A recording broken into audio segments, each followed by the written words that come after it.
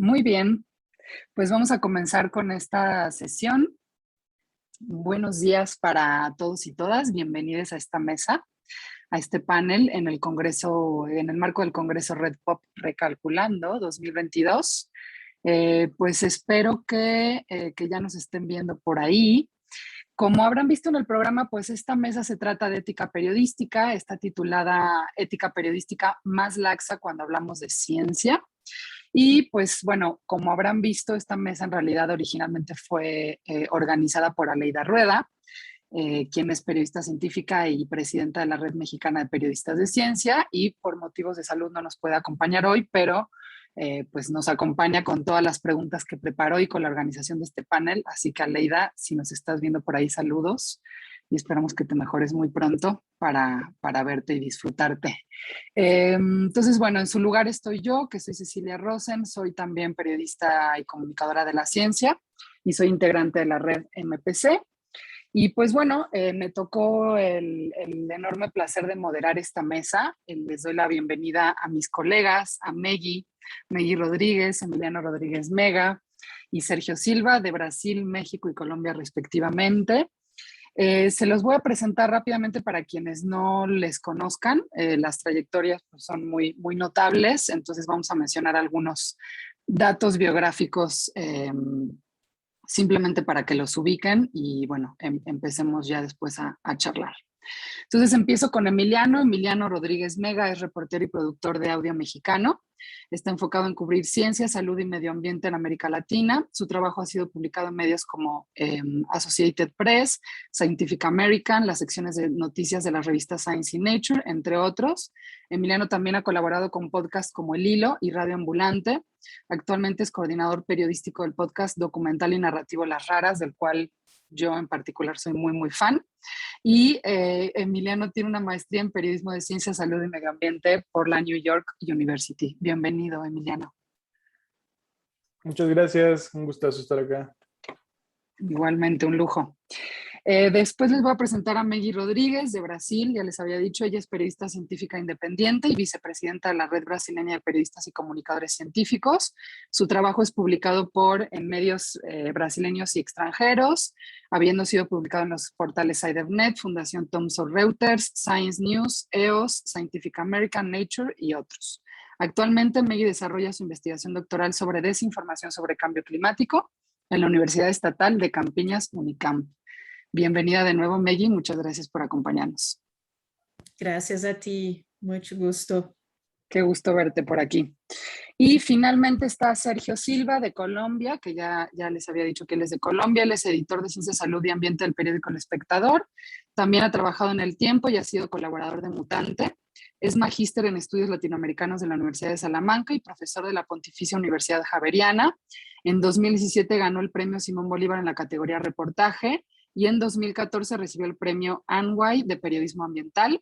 También fue ganador de la beca Rosalind Carter para periodismo en salud mental y actualmente cursa una maestría en salud pública en la Universidad de los Andes. Bienvenido, Sergio. Muchas gracias por estar aquí. Hola Cecilia, hola a todas y todos. Gracias a ustedes por la invitación. Y de una vez les comento que Sergio, por motivos de agenda y justamente porque es profesor muy comprometido con sus alumnos, se va a tener que retirar un rato antes de que concluyamos la mesa. Entonces, bueno, por eso en algún momento dirá adiós, silenciosamente o no. Ahí lo veremos dependiendo de dónde nos toque. Pero bueno, creo que en este rato vamos a poder charlar, digamos, sobre este tema tan desafiante e interesante de manera eficiente, eso espero.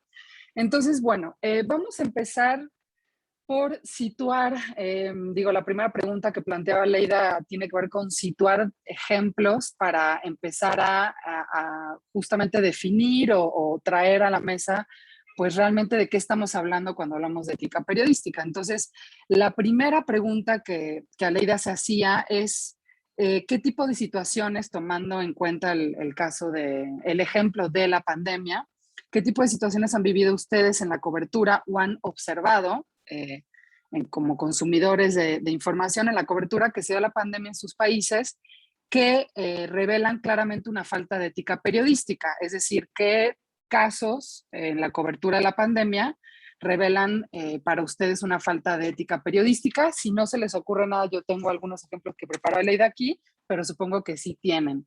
Entonces, no sé si quieras comenzar tú, Sergio, de una vez. Bueno, me echaron al agua a mí primero. No, pues yo creo que estaba pensando antes de, bueno, cuando Leida nos envió las preguntas, y creo que hay una lista muy larga. Yo creo que, bueno, ya me complementarán, pero solo como para calentar motores, creo que hay de manera general una lista larga, un poco general, ¿no? Y estaba pensando desde el cubrimiento que se hizo en muchos medios relacionado con, con pacientes. Aquí en Colombia tuvimos casos un poco inquietantes de cómo mostrábamos los pacientes, de cómo mostrábamos la convalecencia y su tránsito para las unidades de cuidado intensivo en los hospitales, y cómo algunos periodistas transgredieron esos permisos adecuados para siempre no buscar esa historia que siempre están detrás, bueno, los periodistas como buscando un poco, que roza un poco el amarillismo y se sale de lo adecuado. Eso por un lado, digamos, en esos casos personales inquietantes siempre hubo, creo que, una transgresión a la ética, y siempre ese afán de buscar los primeros pacientes que se murieron o por COVID, de los primeros casos, y siempre transgredir su identidad. Creo que fue una falta ética tremenda, tremenda, tremenda. Eh, Eso, digamos, en primera instancia, pero creo que en general en el cubrimiento también hubo claras faltas de ética. Bueno, los que te mencioné sucedieron aquí en Colombia, muy claros, pero también creo que en el cubrimiento general de otros temas, digamos, un poco más macro, como vacunas, efectos adversos. De hecho, digamos, acomodar un poco versiones sobre el manejo de la pandemia para favorecer algunos sectores políticos, y entrevistar, ¿no?, a, digamos, personas un poco más técnicas, sino darle relevancia a posturas políticas y haciéndolas pasar por técnicas, simplemente para ganar un poco de clics, aún sabiendo, ¿no?, que eso era así. Bueno, tengo varios ejemplos, pero para que sea un poco más dinámico, si quieres, ahorita retomo algunos para que también charlen mis compañeros y compañeras. Sí, entonces lo que tú planteabas, Sergio, básicamente eran dos conductas éticas reprobables, digamos. Sabemos que los periodistas no es que nos manejemos con un manual ético universal, homogéneo, digamos, pero sí hay un montón de códigos, ¿no? A lo largo de las distintas culturas periodísticas que claramente, digamos, los conocemos, ya sea por formación o por experiencia.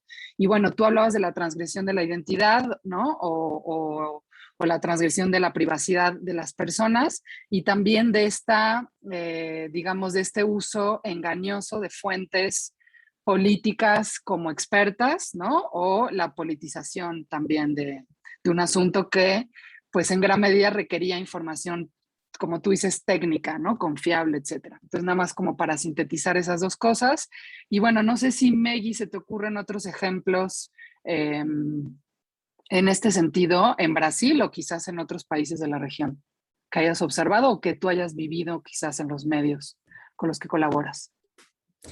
Sí, esto que Sergio ha dicho de que a veces se utilizan fuentes políticas para hablar de temas científicos y técnicos. Acá en Brasil esto aconteció muchísimo. Y bueno, saben que tuvimos una gran investigación por el manejo completamente descuidado de la pandemia. Entonces, hay muchísimas cosas que aconteceron en Brasil, pero más por el lado de la desinformación que hay circulado en WhatsApp, y yo pienso que como acá en Brasil ha habido muchísimos problemas con el gobierno en el sentido del manejo de la pandemia. Yo pienso que los colegas, por lo menos lo que yo vi, lo que yo presencié y conversé con mis colegas en muchísimas ocasiones, la cobertura acá en Brasil, claro, hay también los problemas de mostrar las identidades de personas en algunas ocasiones, y esto, sabes, como trouxe muchísimos problemas para estas personas que tuvieron sus identidades reveladas. Pero de manera general, los colegas tuvieron mucho cuidado para no incurrir en errores de cariz ético, pero fue inevitable que caíram em errores práticos e de outras naturezas, sabes? Como, por exemplo, quando estão reportando sobre preprints e tratam os preprints como um estudo revisado por pares, e depois tu tienes que, sabes, consertar lo que foi dicho. Então, isto generou muita confusão sobre, por ejemplo, la acción antiviral in vitro de ivermectina, porque en algún momento las pesquisas, las investigaciones han mostrado que la ivermectina funcionaba, pero in vitro, y esto no se tradució en los experimentos humanos, esto en los ensayos clínicos, esto no era... no se tradujo en los ensayos clínicos. Entonces, houve muito entusiasmo com os resultados in vitro, pero os colegas não se atentaram que depois, nos ensaios clínicos, que resultado in vitro não vai se traduzir necessariamente em um ensaio clínico. Então, isto contribuiu para a desinformação, que tivemos uma avalanche de desinformação acá em Brasil. Y bueno, otras cosas de lo tipo que fueron más errores por desatención do que por fallas éticas por sí, ¿sabes? Entiendo, sí. Es interesante lo que dices porque justo creo que puede haber una frontera bastante difusa, ¿no?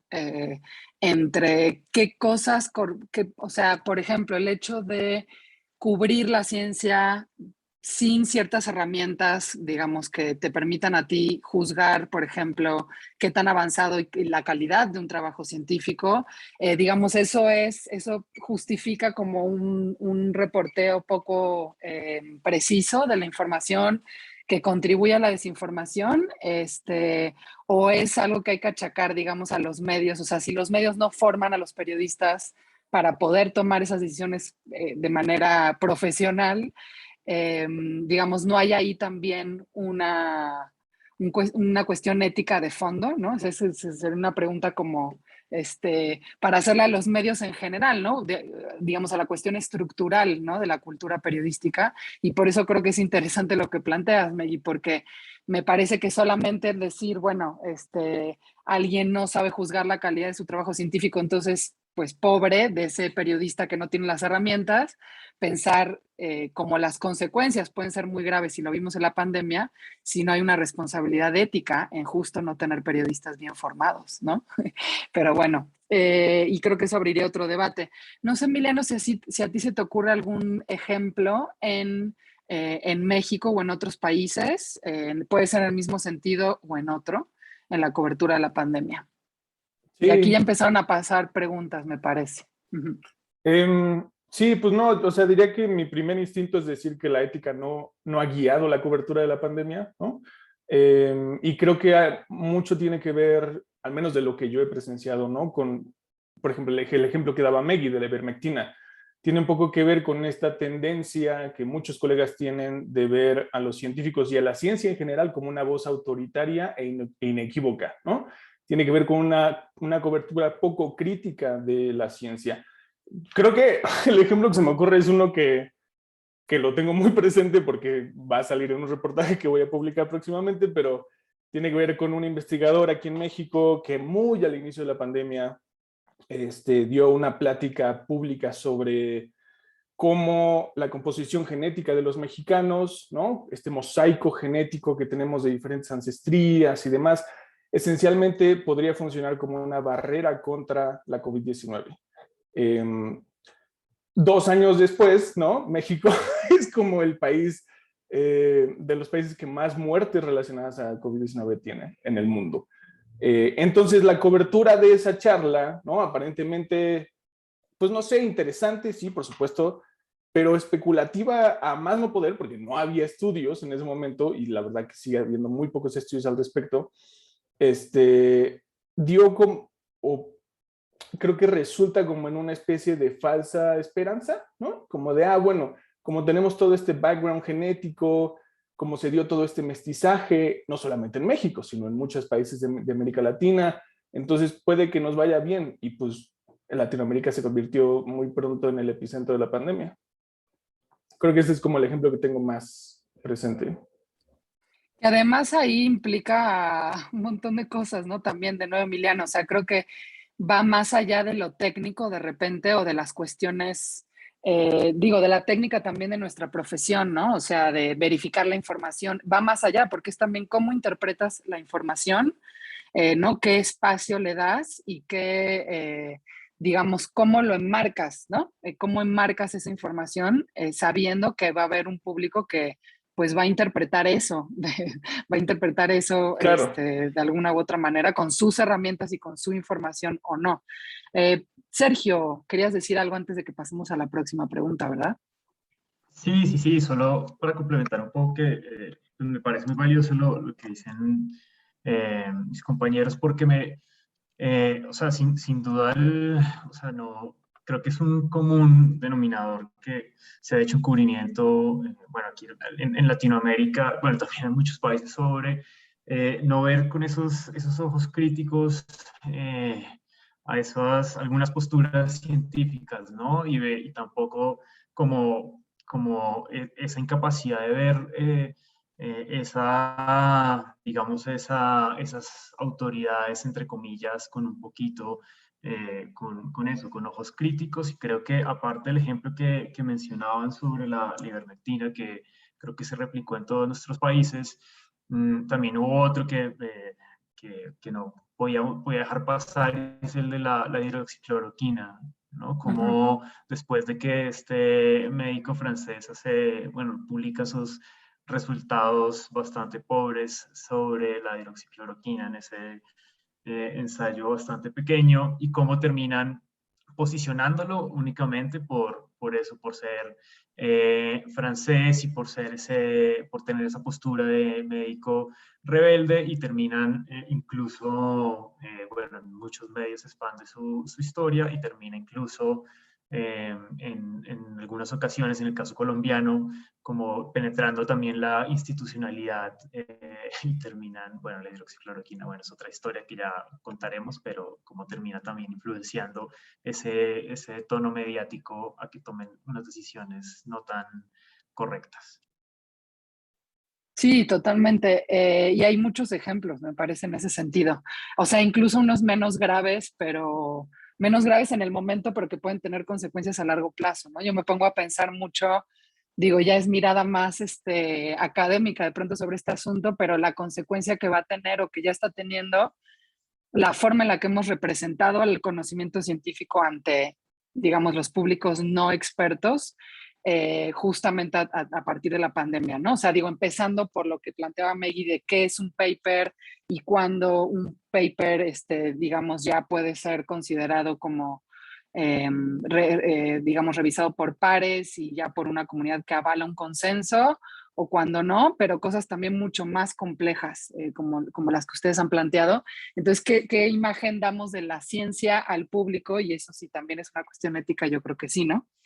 Y justamente lo que tú planteabas, Sergio, me parece que da pie a la siguiente pregunta. Me voy a brincar una, perdona, Leida, si estás por ahí, pero creo que vale la pena hacerlo porque Sergio planteaba esto de, no sé, creo que no lo dijiste así tal cual, pero es cierto que el periodismo científico, por esta frontera de pronto muy permeable con otros ámbitos de la comunicación pública, la ciencia, se le ha, bueno, no se le ha acusado, diría, porque ya no es acusado, sino sabemos que muchas veces se hace un periodismo de ciencia crítico, incluso entre los periodistas científicos, o sea, como que nos cuesta separarnos de una visión, digamos, pues más clásica sobre la experticia y el lugar que tiene la ciencia en la sociedad, y nos vemos como un poco promotores de la cultura científica, y eso nos ha puesto de repente en un lugar desafiante en cuanto a cubrir críticamente la ciencia, ¿no? O sea, el rebatir el principio de autoridad, como tú decías, ¿no? O sea, que porque lo diga un experto no quiere decir que ya basta, etcétera. Entonces, con este contexto en mente, ¿ustedes creen que estas prácticas de falta de ética son más comunes en el periodismo de ciencia que en otros tipos de periodismo? O sea, ¿creen que es un problema, digamos, que es más como fuerte en esta especialidad, o creen que en realidad ocurre y viene ocurriendo en el periodismo generalista, digamos, de manera, digamos, común, ¿no? O sea, como que no es algo exclusivo. ¿Creen que es más desafiante en nuestro caso, o dirían que por otras razones? ¿Quién quiere contestar? Creo que yo puedo Emiliano. aportar con una cosa que siempre me ha incomodado, quizás. Y es que, y no estoy diciendo que esto no pase en otras fuentes, ¿no? Por supuesto, y se conocen ejemplos muy claros. Pero creo que algo que a mí en particular me incomoda es como dentro de la comunidad de periodistas científicos hay una cercanía, o parece haber una cercanía mucho más cercana con nuestras fuentes, una cercanía mucho más cercana, ¿no? Que, digamos, son los miembros de la comunidad científica. Y eso me parece que puede llevar como a situaciones súper extrañas, ¿no? O sea, incluso con fuentes que quizás no cubres tú críticamente, que puede ser, digamos, una fuente cualquiera, pero creo que eso se da mucho dentro de nuestro gremio, ¿no? Como tener esta relación cercana con la gente que cubrimos, lo cual, digamos, consciente o inconscientemente, creo que puede generar sesgos en la manera en que los cubrimos y en que cubrimos su trabajo también. Y Sergio, si tú estás de acuerdo con eso que dijo Emiliano, ¿crees que es algo como, es un problema muy propio del periodismo de ciencia, o crees que también puede ocurre en otros ámbitos del periodismo? No, yo creo que siempre ha ocurrido, o sea, siempre digamos, esos problemas, esas grietas siempre han estado presentes en en todo el periodismo. Lo que yo creo es que desde bueno, hace un año y medio, cuando empezó toda la pandemia, este tipo de periodismo salió a flote.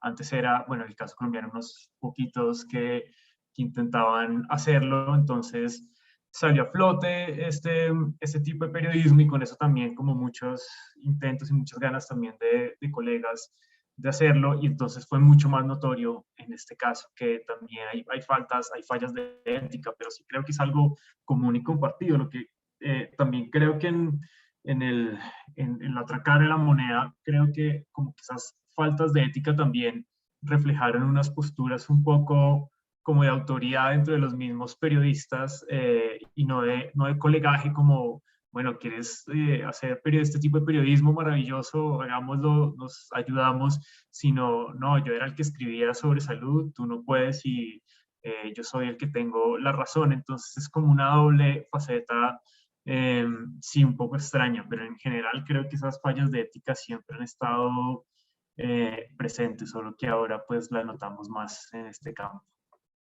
Ok, bueno, yo difiero con eso, pero no quiero ahorita meter ningún ruido, después en algún momento lo recuperamos un poco, si se puede, si da tiempo. Tú estás a poquitos minutos de irte, Sergio, entonces voy a pasar por Meggy, pero nos interrumpe si quieres hacer un comentario antes de que te tengas que ir, por favor. Meggy, ¿quieres agregar algo sobre esto? Y también, ¿no? Si quieres contestar esta pregunta o reflexionar al respecto de estas fronteras con otros campos del periodismo. Yo concordo completamente com Sérgio, porque eu penso que acá em Brasil também foi muito perceptível na pandemia e, bueno, os periodistas de ciência realmente têm uma relação mais cercana de suas fuentes, pero em outras áreas isso também acontece muitíssimo, especialmente no periodismo político acá em Brasil. E, bueno, en el próximo año teremos elecciones, por ejemplo, y ya vemos sites periodísticos que más se parecen como asesoría de imprensa de uno u otro candidato, ¿sabes? Entonces, es difícil. De acuerdo. Bueno, todavía da tiempo de otra pregunta, ¿verdad, Sergio? Sí. Sí, Bueno, sí, dale, súper. Perfecto. Sí, y además me interesa mucho este siguiente punto que tiene que ver con la reflexión, ¿no? Propia que hacemos sobre nuestro trabajo. Yo tiendo a pensar que quienes llegamos a este punto es porque no solo nos gusta nuestro trabajo, sino también nos gusta pensar colectivamente lo que hacemos, en cómo lo hacemos y en tratar de mejorarlo, ¿no? Justamente en este compromiso ético con la ciudadanía y con el público. Y en ese sentido, pues preguntaba Leida, y me parece muy interesante, pedirles a ustedes que nos cuenten qué casos de desafíos o de dilemas éticos han enfrentado ustedes en la cobertura de la pandemia, y si no es de la cobertura de la pandemia puede ser de otros momentos.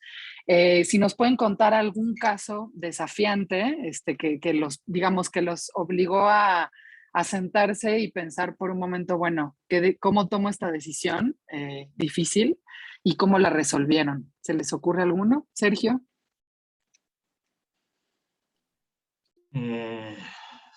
Sí, creo, bueno, voy a mencionar uno particular relacionado con la vacunación y la aprobación de vacunas en niños. Aquí en Colombia hace poco la aprobaron la vacuna de Sinovac para niños de 3 a 11 años. Y ha habido toda una discusión, ¿no? entre el gremio científico, hay una discusión de el verdadero soporte que ha habido para tomar esa discusión. Han hecho varios foros, han criticado mucho esa decisión por no esperar un poco más a tener resultados de la eficacia. Como detrás también hay un asunto político de mejorar el denominador de personas, pues el número de personas vacunadas. Y eso es, o sea, hay muchos argumentos valiosos de parte y parte, pero éticamente ha sido un dilema, porque si esos debates no se plantean bien, corre uno el riesgo de ayudar a no promover la vacunación y a deslegitimar las autoridades sanitarias, que en términos de salud pública en este momento es tremendo. Es decir, como informativamente puede ser valioso, pero visto desde la salud pública puede ser muy peligroso la incidencia que pueda tener eso en la vacunación y en la legitimidad que tenga o que pueda empezar a perder las autoridades sanitarias. Ahí te refieres, perdón, nada más para entender tu ejemplo, Sergio, te refieres a, digamos, dar a conocer, informar sobre cierto grado de incertidumbre, ¿no? O por ahí no un consenso total, pero el riesgo que eso puede conllevar en términos de cómo va a ser interpretado, ¿no? Por quienes no, por el público en general. Sí, ¿A eso te refieres? Sí, exacto. Como que en este caso la incertidumbre ha sido tan alta y las posturas, hay posturas tan radicales y con argumentos tan sólidos que si uno no es suficientemente cuidadoso en cómo plantea ese debate, creo que el impacto en salud pública, y es algo que siempre creo que tenemos que considerar, puede ser muy alto. O sea, puede ser Y muy... eso ustedes, o sea, tú, por ejemplo, cuando estás, supongo que te refieres a la cobertura en general, no a una nota en particular. Ahí, por ejemplo, lo conversas con tus colegas, con otros editores, o sea, ¿cómo, o es una conversación interna, digamos, con la almohada y pues a ver cómo lo resuelves? O sea, ¿es más No, no, individual o es no. más colectivo? No, es algo súper colectivo y creo que se sale incluso de la sala de redacción. En mi Ujú. caso,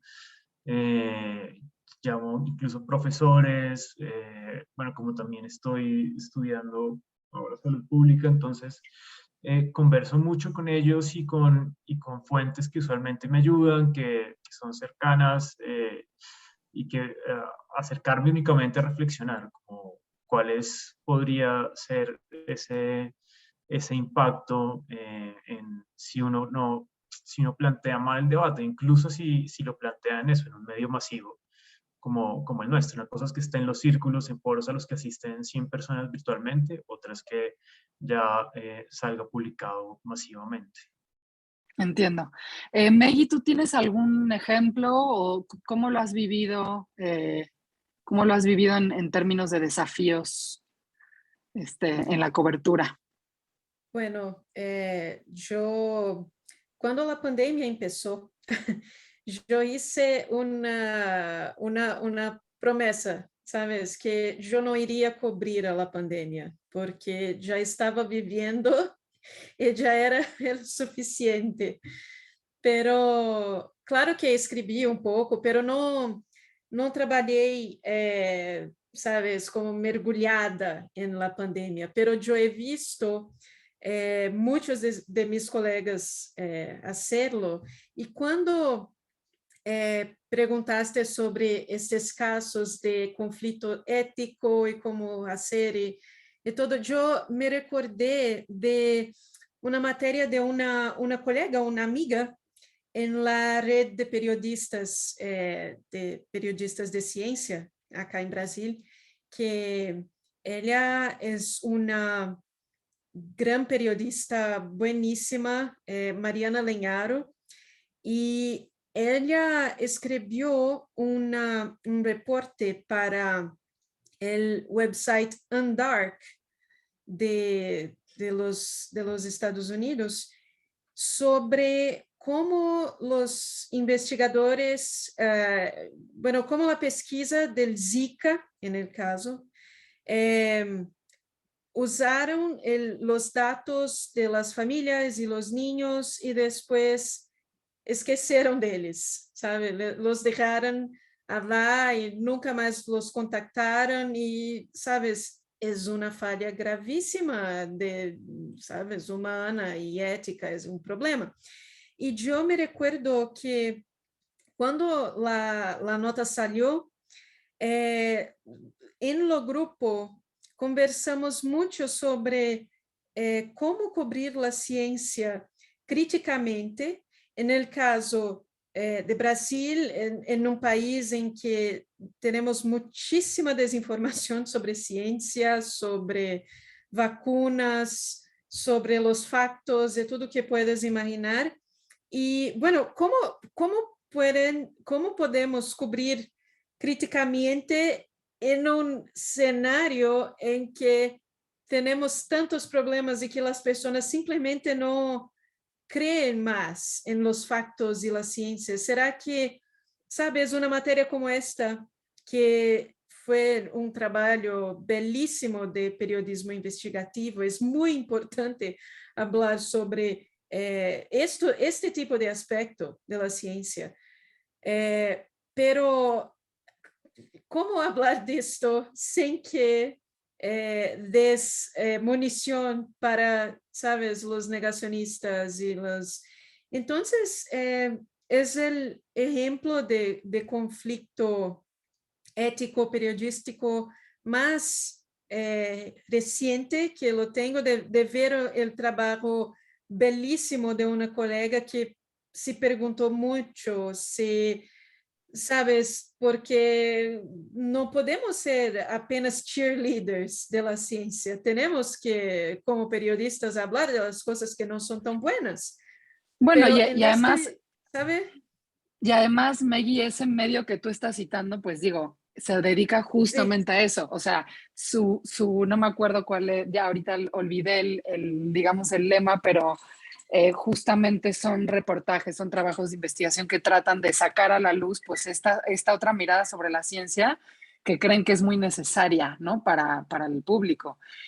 A mí me interesaría saber, tú, por ejemplo, o sea, en relación al ejemplo que nos estás dando, ¿cómo lo hubieras resuelto? O sea, ¿crees que al final valió la pena que se expusiera la falta de ética en el trabajo científico en un trabajo periodístico? O sea, ¿crees que estuvo bien?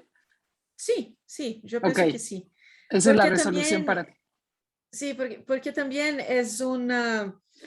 Yo pienso que las personas que leen también, né, este tipo de cosas son Ujú. más preparadas para esto, digamos. Sí, Entonces, yo sí, pienso es que un sí. público bastante de nicho, ¿no? Bueno, habría que ver quiénes leen On Dark, pero tendemos a, yo creo, a estar de acuerdo con eso, ¿no? Bueno, Sergio, no sé si quieres agregar algo más sobre esto o si todavía contamos contigo un ratito, ¿no? Emiliano, ¿tú tienes algún ejemplo de dilema ético que tuviste que resolver recientemente? Puede ser pandemia o no pandemia, Sí, creo. yo creo que me voy Sí, a creo salir que de la pandemia. nos podemos salir un Yo me momento de la acuerdo, pandemia, ¿no? sí, por favor. Ok. Yo me acuerdo de una historia que propuse sobre un arrecife en la bahía de Cartagena, en Colombia, ¿no? Que la bahía de Cartagena es una zona súper contaminada, turbia, las aguas son asquerosas, y entonces era una sorpresa, era como un arrecife improbable, digamos, que existiera ahí, porque nada más existía, o sea, todo lo demás había muerto.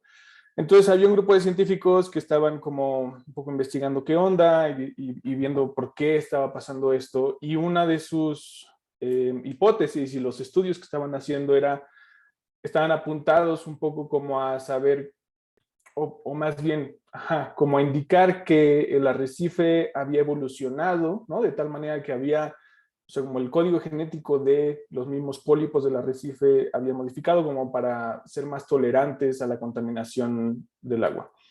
Me parece una historia súper interesante, ¿no? Y además ocurrió que aprendí de ella cuando estuve en Cartagena, y entonces fui y todo esto.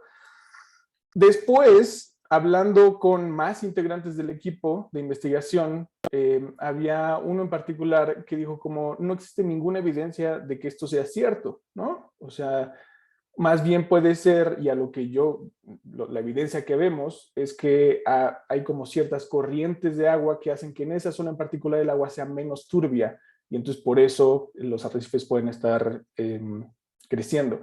Entonces cambió la historia, ¿no? O sea, cambió la historia de ser como un milagro, entre comillas, evolutivo, a ser una peculiaridad de la zona geográfica.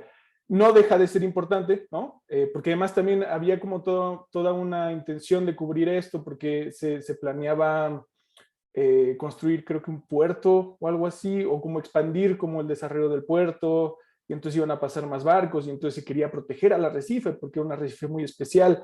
Entonces sigue habiendo un interés periodístico, sigue habiendo una historia que contar, pero no es la misma historia que yo había propuesto. Entonces ahí mi solución fue no cubrir esa historia, simplemente. O sea, como que era una historia más de otro arrecife en peligro que tenía que ser protegido, lo cual me parece igualmente importante, pero ya no era la misma historia que yo había propuesto. Entonces eso, no sé, fue una conversación conmigo y fue como una conversación con mi editor de decidir como, bueno, pues esto no es lo que acordamos cubrir y pues chao. Buenísimo ese ejemplo. Me gustó mucho porque fue muy práctico, Emiliano.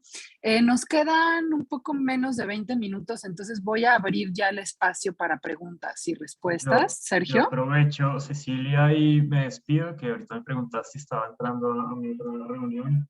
Ok. Se me confundieron las ventanas, pero nada, pues muchísimas gracias por la invitación.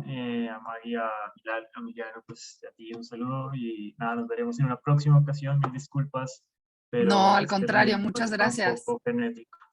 Muchas gracias por estar aquí este rato y nos vemos pronto. Chao, Suerte con tu Sergio. clase. Tengan lindo día. Chao. Igualmente, chao. Les decía que entonces vamos a pasar a preguntas y respuestas. Yo tengo dos preguntas más aquí, pero no me quiero justamente comer el tiempo del público. Entonces, por eso ya vamos a retomar. Aline Guevara, nuestra colega. Hola, Aline, ¿cómo estás? Qué bueno que andas por aquí. Puso dos comentarios, me parece, más que preguntas. Los voy a leer si les parece bien. Y pues les pido que vayan poniendo entonces justamente sus preguntas en el área correspondiente, que ahí dice preguntas y respuestas. Si alguien no lo ve, también creo que está abierto el chat, entonces nos avisa. Bueno, Aline Guevara dice, hola, saludos desde México. Me parece que la violación ética se comete cuando se pone a hablar a alguien sobre algo que no conoce. Se está refiriendo a la primera pregunta, me parece. No es problema hablar de cuestiones políticas en asuntos donde hay cuestiones científicas. Lo que es incorrecto es preguntar a un político sobre asuntos que requieren experticia científica. Pero también se han cometido graves errores éticos cuando las opiniones políticas de expertos científicos se hacen pasar como conocimiento experto científico. Bueno, no creo que ninguno de nosotros estemos en desacuerdo con eso, ¿o sí? Sí, ¿no? Como que hay una cuestión ahí, creo que a la luz de la cuestión ética, justamente, volviendo a lo que hablamos al principio, creo que de nuevo está este problema de dónde es falta de experiencia, falta de capacitación y dónde hay una, digamos, intención consciente, ¿no? De que se está cometiendo esa falta ética. Creo que eso sería lo interesante. Claro, pues no podemos saberlo así en general, tendremos que meternos a la psique de cada periodista, eso estaría difícil. Y luego dice Aline también otro comentario, dice, me parece que nuestra profesión requiere para verificar la información, reconocer y evaluar cuáles son los límites de experticia de cada informante. No se trata de escindir a la ciencia de la política, sino de evaluar los diferentes aspectos a la luz de informantes o fuentes apropiados para abrevar al interés público. Sí, también estoy de acuerdo con eso, Aline. Quizás también, ¿no? O sea, ya no es solo la elección de una fuente experta científica en general, sino o sea, una fuente experta en cada tema que se va a cubrir, ¿no? O a cada subtema de un tema. Si pensamos en la pandemia, ¿no? Pues no hay una o un experto en todos los aspectos de la pandemia, sino obviamente en cada tema o pregunta, ¿no? Periodística. No sé si sobre eso quieren hacer algún comentario, Meggy y Emiliano, sobre estas dos cuestiones que plantea Aline, que en realidad están vinculadas entre sí, ¿no? Meggy. No, yo estoy de acuerdo que hay que se respetar los campos de expertise y preguntar las cosas a las personas certas y no, ¿sabes? Hacer un bolo y preguntar sobre política a un cientista o de ciencia para un político. Entonces, yo estoy de acuerdo. Que bueno, quizás algo que yo pueda aportar es que a mí me encantan las historias sobre política y ciencia, ¿no? Entonces, creo que también depende del contexto. Por ejemplo, algo que a mí me ha interesado mucho es cubrir los eventos sociales y eventos políticos desde una perspectiva de la comunidad científica. Porque, claro, o sea, la ciencia no ocurre de ninguna manera en un vacío, siempre está relacionada con muchos, es mucho más compleja que eso. Entonces, por ejemplo, me acuerdo mucho como el estallido social en Chile, ¿no? Cuando ocurrió y era un movimiento nacional, es un movimiento nacional todavía, en donde era importante escuchar las voces de los científicos y que además reflejaban mucho de las inquietudes que habían, digamos, iniciado el estallido como tal, ¿no? O sea, como el hecho de de percibir que había élites dentro de la sociedad chilena, como también había élites dentro de la comunidad científica. Entonces, no sé, creo que estoy de acuerdo en principio, pero creo que también puede verse como caso por caso. Híjole, y me hiciste pensar mucho, Emiliano, en lo que ha pasado en México, ¿no? Con la ciencia y la política estos últimos años. Ha sido súper interesante, o sea, También. justo, y cuántas cuestiones éticas podríamos revisar ahí también, ¿no? Digo, en términos de justamente, o sea, las representaciones de la ciencia, digamos, quiénes son los científicos, esta idea de que, bueno, de que la ciencia trabaja con recursos públicos, entonces tiene que ser fiscalizada, pero también la discusión de para qué sirve esa ciencia y a quién le sirve, o sea, la pertinencia y la relevancia social, o sea, como, y cosas que hemos discutido, ¿no? Nosotros un montón de veces, digamos, tras bambalinas respecto a estas cuestiones que son tan complejas y tan difíciles de cubrir, o sea, para cualquier periodista. Estos entrecruces que tienen muchos dilemas éticos. Maggie. Sí, sí, sí, claro, estoy completamente de acuerdo. Yo que decía cuando dice de la expertise es que, por ejemplo, como tenemos la investigación sobre la pandemia y el manejo de la pandemia, había algunas veces, sabes, políticos diciendo si la vacuna funcionaba o no. Esto no es la expertise. Lo político no sabe de esto. Quien sabe de esto es un infectologista, un biólogo, un médico. Entonces era en este sentido, no en el sentido de no complejificar las cosas. Claro que es buenísimo lo que Emiliano dice. Y luego se me ocurren los personajes políticos, pero que también son científicos o tienen un rol técnico muy fuerte. Digo, ¿cuál sería el caso paradigmático? Pues Fauci en Estados Unidos, ¿no? O sea, que es, digamos, y muchos se está opinando como político, pero en realidad también como científico, y bueno, ahí está todavía más compleja la cosa porque, digamos, digo, no recuerdo ahorita, pero en algún momento de la pandemia, como en el pico de popularidad de él, pues, o sea, era un personaje con, digamos, con muchísimo alcance, ¿no?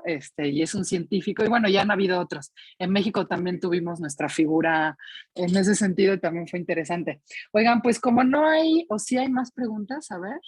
Creo que hay Ay, dos más. perdón, casi me las brinco porque apenas vi ahorita que aparecieron. Bárbara Divene dice, muy interesante la charla, muchas gracias por compartir sus experiencias. Mi consulta tiene que ver pensando en lo que decía Emiliano de la cercanía con las fuentes, con el momento previo a la publicación. ¿Tienen un intercambio con las fuentes para verificar la información? Es decir, ¿les muestran el material? Pienso en temas complejos. En ese caso, ¿cómo es ese proceso? ¿Han desestimado recomendaciones? Emiliano, si quieres responder primero. Sí, o sea, por ejemplo, en eso creo que es un buen ejemplo de a lo que me refería con esta relación muy cercana a nuestras fuentes, ¿no? Que creo que se da mucho en el gremio del periodismo científico, que muchos científicos, ¿no? Diciendo como, puta, o sea, pensando en mis experiencias previas con periodistas, siempre me han malinterpretado, siempre me han citado mal, entonces, no, o sea, yo quiero que tú me muestres tu material antes de que se publique, lo cual, ¿no? Es entendible. Pero al mismo tiempo me parece una falta grave a la ética periodística y a la integridad también periodística. En lo personal, no, o sea, yo jamás dejo que mis fuentes lean nada, porque además... Bueno, nada, una explicación dificilísima pero, de por mecánica ejemplo, cuántica. Justo, ¿no? Si estoy cubriendo a un fenómeno científico increíblemente complicado, creo que hay alternativas a hacer eso. Que también, digamos, yo estoy hablando desde una posición de privilegio. Yo no trabajo en una redacción que tenga que entregar la nota en 4 horas y chao, ¿no? Entonces yo estoy hablando desde una posición de alguien que es un periodista independiente y que tiene usualmente un poco más de tiempo para reportear sus historias. Y además, perdón, que puedes también tomar ciertas decisiones, digamos, tienes bastante agencia sobre los temas, sobre las fuentes, sobre, ¿no? Entonces, una alternativa es, si realmente no entiendo nada de lo que, no sé, me platicó o de su paper o algo así, es tomar el teléfono, llamarle y paso a pasito, ¿no? Decirle que me lo explique de nuevo o con otro lenguaje o, ¿no? O, no sé, igual yo parafrasear lo que yo escribí por teléfono y decírselo y decir como eso está correcto, eso está mal. Levantar el teléfono, ¿no? Levantar el teléfono, suena Levantar bien. el teléfono como Suena todos bien. los periodistas. Sí, sí, suena bien. Creo que es un hábito que no sé si persiste, digamos. Exacto. Pero está bien y, ¿sabes? Yo creo que esto, digo, parece muy técnico, pero en el fondo también vuelve a ser una decisión ética. O sea, yo, por ejemplo, si no termino de entender bien la ciencia, o sea, la parte técnica científica, me animo, digamos, o me atrevo a escribirlo y eso no es como una falta de ética. O sea, también estaría bueno en ese sentido, ¿no? Pensarlo. O sea, hasta qué punto yo me exijo, bueno, hacer esa llamada, volver a leer, para, no sé, todo ese trabajo que es trabajo extra, finalmente. Bueno, me están presionando aquí porque me dicen que nos quedan 10 minutos y sí, ya sé que nos quedan 10 minutos. Voy a leer una pregunta que había aparecido al principio en el chat de Carlos Medina. Las conductas y prácticas poco éticas están identificadas.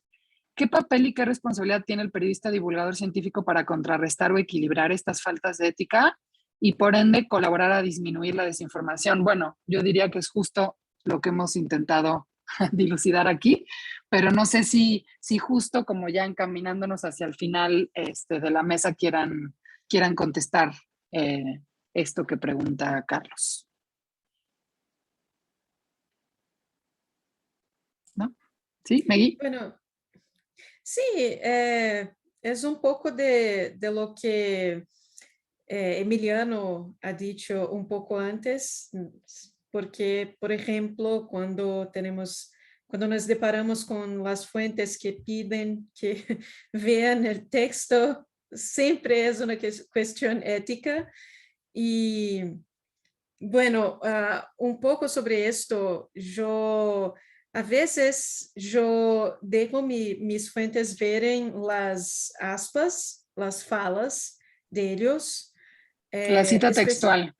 Sí, las falas, porque ni siempre, porque a veces yo puedo pensar que yo entendí y no he entendido, y yo ya he cometido errores, ¿sabes? De publicar algo que yo tenía certeza que yo había entendido, pero no estaba correcto.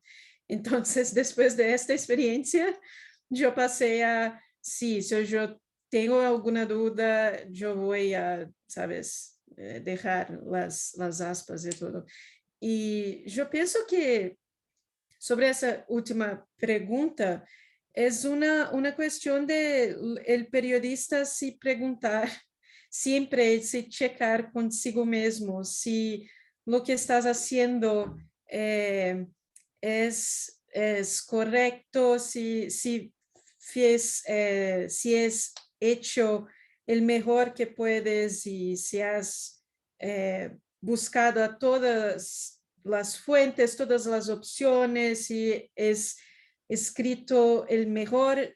Bueno, en el fin, yo pienso que es una cuestión de pensar si el trabajo que estás haciendo está en altura del desafío y si estás haciendo el mejor que puedes, ¿sabes? Porque ni siempre el mejor que podemos hacer es suficiente. Entonces, tenemos que hacer el mejor siempre, ¿sabes? De acuerdo. Emiliano, ¿tú quieres agregar algo sobre eso? Sí, yo totalmente de acuerdo con Maggie y todo lo que dice, ¿no? O sea, creo que ese trabajo de autorreflexión es algo que es fundamental.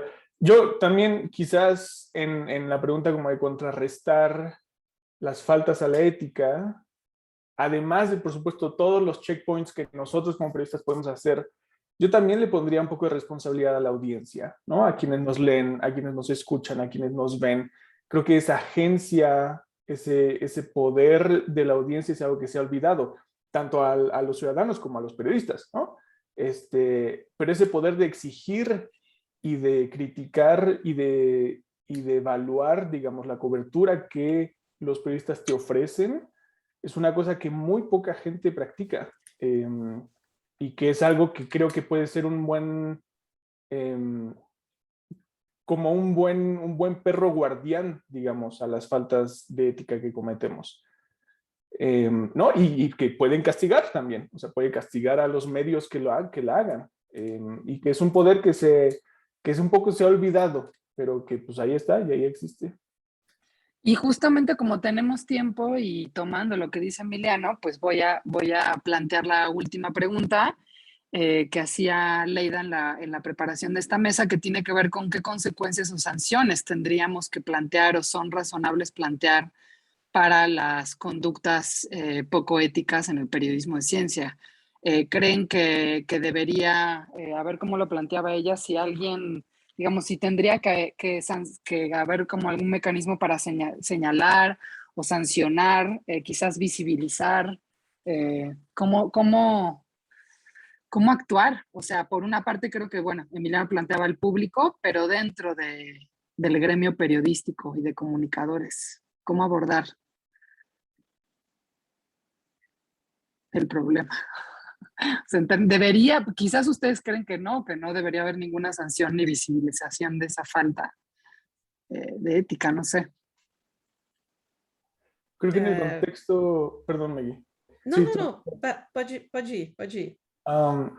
Creo que en el contexto latinoamericano puede ser un poco difícil porque, por ejemplo, una cosa que no existe en la cultura del periodismo, al menos mexicano, es esta cultura de verificación, ¿no? O sea, no existe como un equipo como tal que verifique lo que el periodista escribe, como que el mismo reportero es su verificador, muchas veces su editor, ¿no? Entonces no existe como como esos niveles que se aseguran de que no, y perdón por la expresión, pero que no la cagues, ¿no?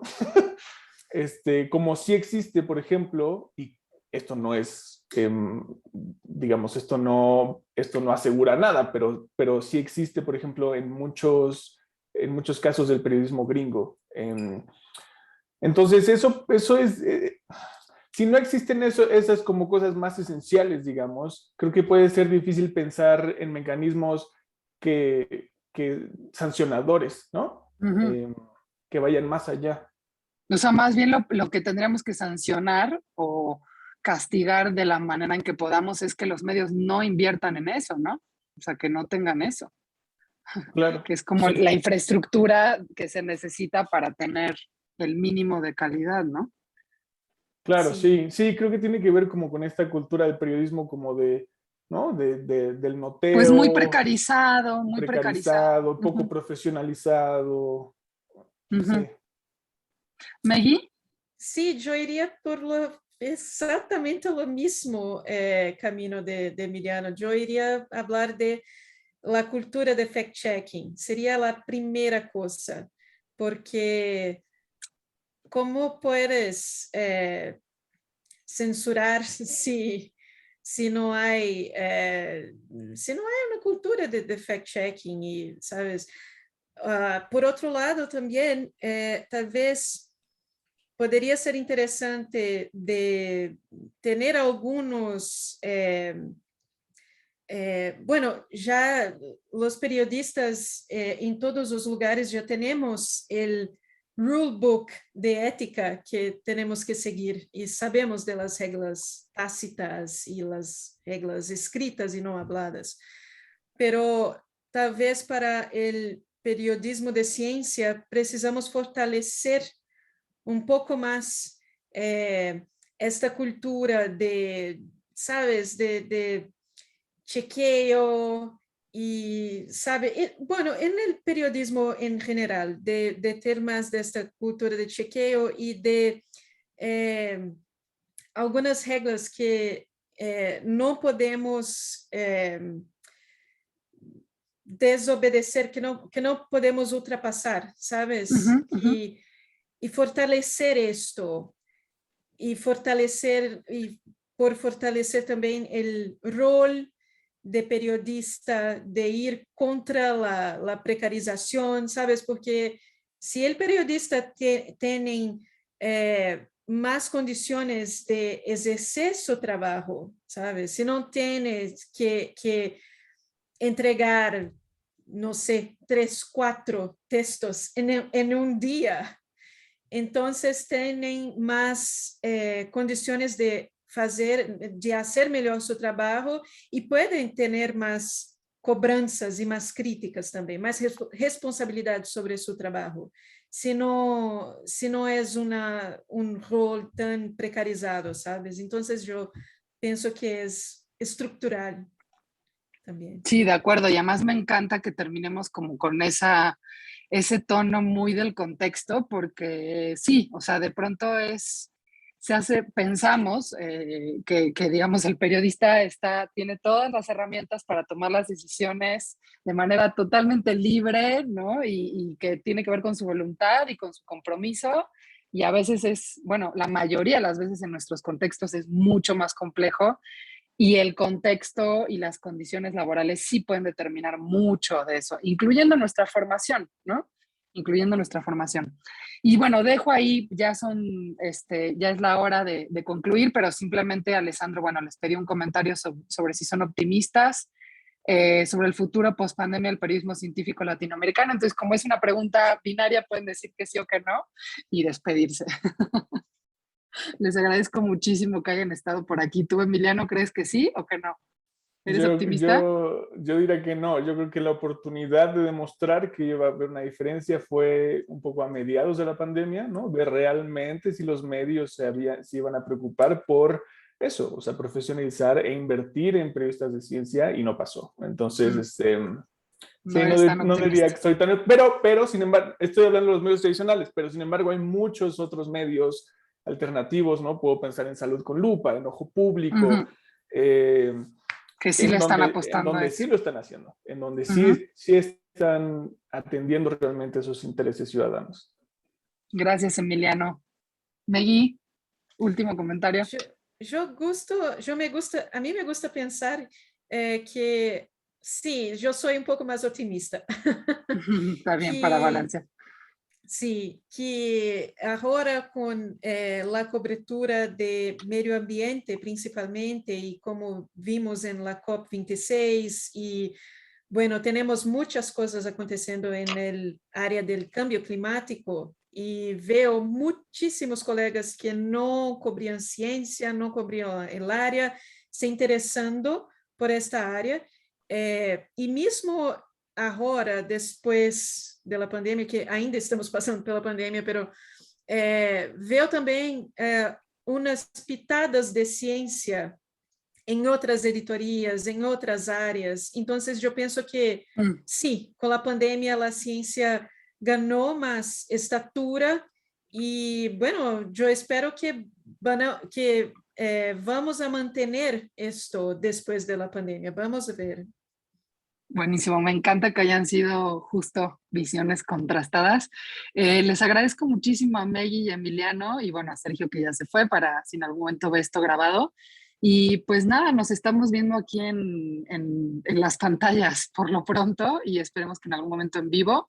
Y les mando un abrazo a ustedes y también a quienes nos estuvieron acompañando en este rato. Un abrazo. Hasta luego. Muchísimas gracias, un abrazo. Gracias a ti, Megui. Nos vemos, un abrazo. Chao, chao. Bueno, yo me voy saliendo porque tengo que empezar mi clase, ya me están esperando mis alumnos. Entonces, chao. Besos.